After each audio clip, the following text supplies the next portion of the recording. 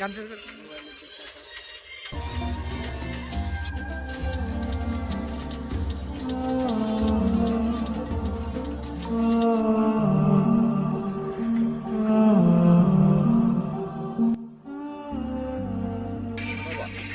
আল্লাহ, আমার জাতি ভাইদের তুমি হেদায়েত দান করো।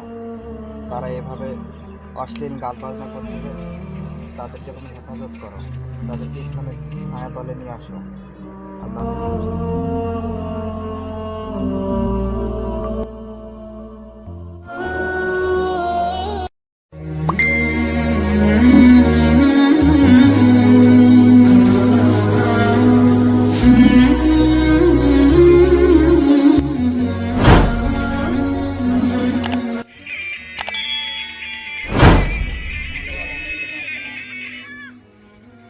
কেমন আছেন আপনারা? আপনি কেমন আছেন? আলহামদুলিল্লাহ, আমি ভালো আছি আল্লাহর রহমতে। তবে ভাইয়া, আপনাদেরকে আমি প্রশ্ন করেছিলাম যে আপনারা কেমন আছেন।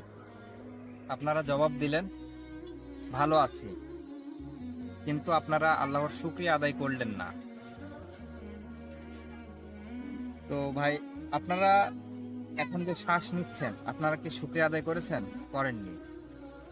আপনার আশেপাশে একটু তাকিয়ে দেখুন, কত মানুষ কত রকমের অসুস্থতা নিয়ে হাসপাতালের বেডে পড়ে আছে। তার থেকে কি আপনারা খুব বেশি ভালো নাই? আপনারা তো চাইলে আল্লাহর শুকরিয়া আদায় করতে পারতেন।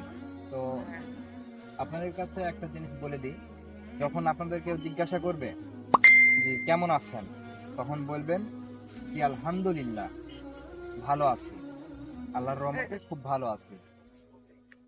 ভাই, আপনাদের সাথে আমি কিছুক্ষণ কথা বলতে চাই।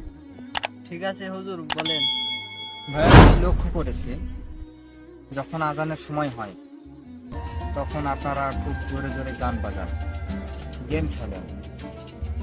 তো আপনারা হচ্ছেন আমার জাতি ভাই, সেই জন্য আজকে আমি আপনাদের কাছে এসেছি।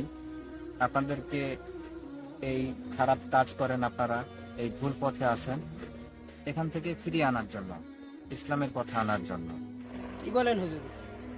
আমরা এখানে বসে থেকে গান বাজাই, আড্ডা দিই, গেমস খেলি, এটা কি খারাপ কাজ? হ্যাঁ ভাই, আপনারা এখানে যা করছেন এটাই খারাপ কাজ।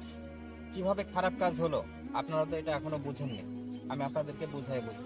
ভাই, আল্লাহ তাআলা পবিত্র কোরআন মাজিদে সূরা লুকমানের আয়াত নম্বর 6 সেখানে পরিষ্কারভাবে বলে দিয়েছেন, মুসলিমদের গান বাজনা করা বিলকুল হারাম। এখানে আমরা তো সবাই মুসলিম ঘরের সন্তান, আমরা সবাই গান বাজনা করতেছি, অথচ আপনারা জানেন না যে এই গান বাজনাটা কতটুকু হারাম। যারা গান বাজনা করে তাদের যে অন্তর আছে, সে অন্তরে আল্লাহ তাআলা মোহর মেরে দেয়। এমনই এক মোহর, যে মোহর কোনো ইমানি শক্তি ধরে রাখতে পারে না। সামান্য ফিতনাতেই তাদের এই ইমানি শক্তিগুলা ভেঙে যায়, আর তারা এই ইসলাম থেকে এতটাই দূরে যায় যে কোরআনের আয়াত, তেলাওয়াত, হুজুর, দাড়ি, টুপি, এমনকি মহিলাদের বোরকা, এইসব দেখলেও তাদের অনেক চুলকায়। তো আশা করি আপনারা এমন প্রকৃতির হবেন না। আমি আপনাদেরকে যতটুকু পারি আমার জ্ঞান দিয়ে বোঝানোর চেষ্টা করলাম যে আপনারা এতদিন খারাপ পথে ছিলেন। তো ভাই, আল্লাহ তাআলা আমাদেরকে এই পৃথিবীতে পাঠিয়েছেন তার ইবাদত বন্দেগী করার জন্য, নাকি তার নাফরমানি করার জন্য? অবশ্যই ইবাদত করার জন্য। আপনারা তো স্বীকার করলেন যে আল্লাহ তাআলা আমাদেরকে পৃথিবীতে পাঠিয়েছেন তার ইবাদত বন্দেগী করার জন্য, তাই না? তো আপনারা এখানে আরো একটি খারাপ কাজ করেন, আপনারা এই যে সবসময় গেম খেলেন। আপনাদের কাছ থেকে যদি আপনারা যে নিঃশ্বাস নেন, এই নিঃশ্বাসের যদি টাকা নেওয়া হতো, অক্সিজেনের যদি টাকা নেওয়া হতো, আপনারা কি টাকা দিয়ে কিনে আপনারা কি এই ফালতু সময় ব্যয় করতেন, অযথা সময় ব্যয় করতেন এই গেম খেলে? আপনারা টাকা দিয়ে কিনে, অক্সিজেন কিনে এই ফালতু সময় ব্যয় করতেন না। তো আল্লাহ তাআলা আমাদেরকে বিনামূল্যে অক্সিজেন দিয়েছে তার ইবাদত বন্দেগী করার জন্য, তার নাফরমানি করার জন্য নয়। তো আপনারা যে গেম খেলেন না, এই গেম খেলা একদম হারাম। এখানে আপনি আল্লাহ তাআলার তাসবিহ পাঠ করতে পারেন, এখানে আল্লাহ তাআলার যে গুণবাচক নাম আছে সে নামগুলো পড়তে পারেন। আপনারা এখানে আড্ডা দেওয়ার নামে কত খারাপ কাজ করছিলেন, আপনারা এই বিষয়ে জানতেন না। আমি আপনাদেরকে কেবল অবগত করলাম, পাপের সাগরে ডুবে আছে, আপনাদেরকে আমি এই পাপের বিষয়টা জানালাম। তো ভাই যখন আজান দিবে তখন আজানের জবাব দিবেন, আর মসজিদে এসে 5 ওয়াক্ত নামাজ আদায় করবেন। আজান শুনে গান বন্ধ করার নাম ইসলাম নয়, বুঝেছেন?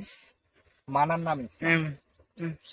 আমরা সবাই মুসলিম ঘরের সন্তান, আমরা সবাই 5 ওয়াক্ত নামাজ আদায় করার চেষ্টা করব। সবাই বলি ইনশাআল্লাহ।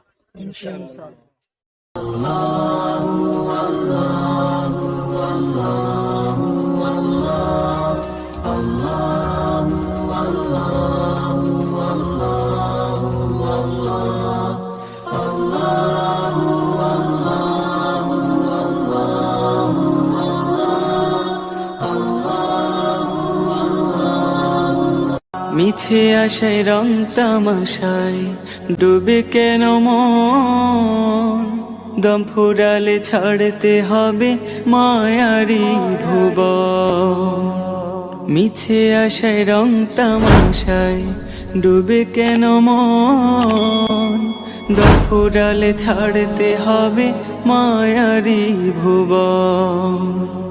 হুজুর তো মেলা কিছুই বললো, কিছু মাথায় ঢুকলো আর কিছু না ঢুকলো।